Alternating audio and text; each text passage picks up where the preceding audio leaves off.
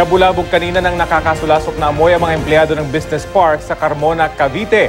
Ang itinuturong sanhi ng amoy, ang tumagas na ammonia mula sa isang ice plant. Marami sa mga nakalanghap ng amoy ay nakaranas ng pagkahilo, pananakit ng tiyan at paghapdi ng mata. Mula sa Carmona, Cavite, may ulat on the spot si Marisol Abduraman. Exclusive! Marisol!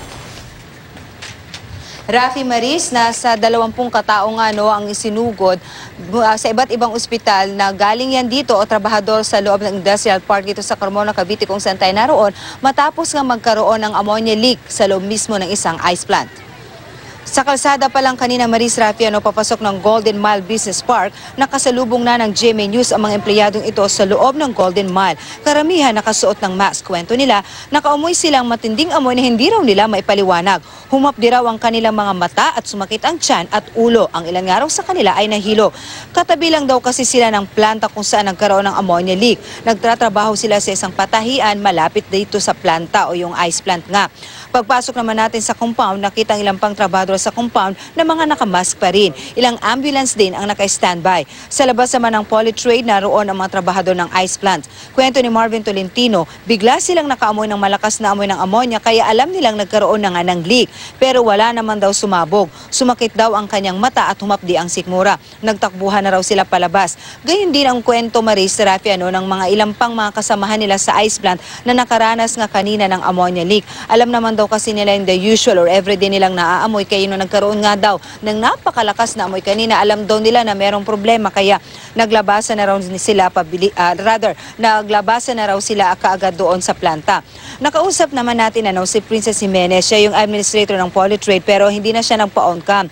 Kinumpirma niya nagkaroon nga ng ammonia leak sa condenser daw ng kanilang planta pero pinabulaanan niyang nagkaroon ng pagsabog. Sa ngayon, kontrolado naman na raw ang sitwasyon sa loob.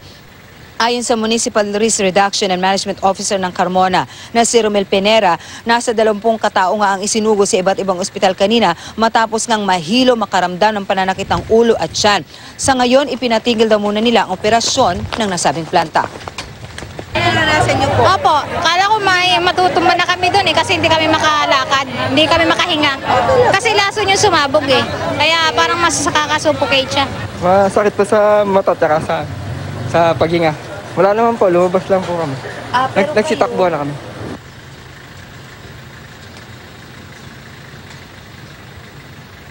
Rafi Maris, sa ngayon, kontrolado na ang sitwasyon bagamat may mga investigador sa loob nga nitong planta dahil patuloy pa rin nilang inaalam kung ano talaga ang naging sanhi ng pagkakaroon ng ammonia leak. Bagamat shutdown ng operation ngayon, kung mapapansin ninyo, meron pa rin naka-standby na fire truck dito mismo sa labas itong ice plant bagamat naka-shutdown nga itong operation na to. Binibigyan ngayon ng MDRRMO ng hanggang alas 2 ng hapon itong Polytrade para magbigay ng kanilang findings kung ano ang nangyari talaga doon, bakit nagkaroon ng ammonia leak.